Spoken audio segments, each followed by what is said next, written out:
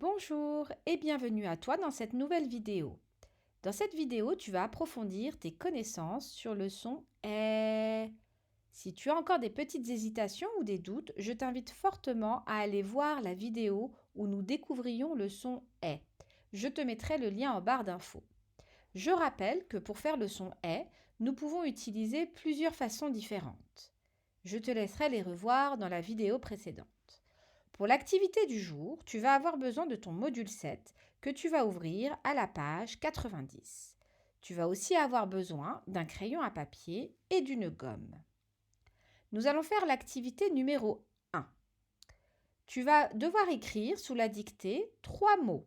Prends ton temps, forme bien les lettres qui montent et qui descendent. N'hésite pas à mettre en pause cette vidéo pour avancer à ton rythme.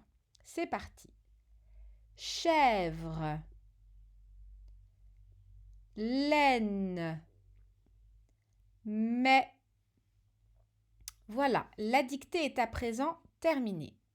Maintenant, tu vas faire une activité légèrement différente de ce que tu as l'habitude de faire.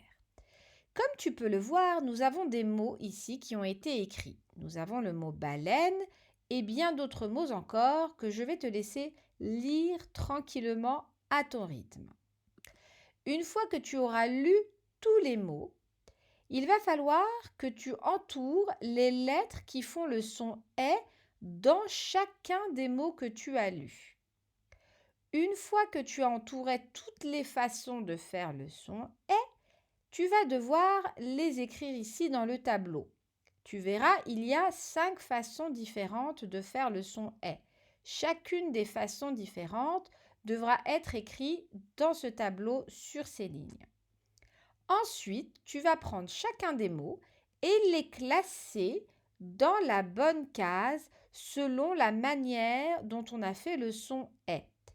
Par exemple, j'ai commencé pour toi. Si ici je dis qu'il y a une façon de faire le son est avec le E accent grave, dans la case du E accent grave, je vais donc mettre le mot chèvre parce que dans le mot chèvre, c'est avec le E accent grave que nous faisons le son est.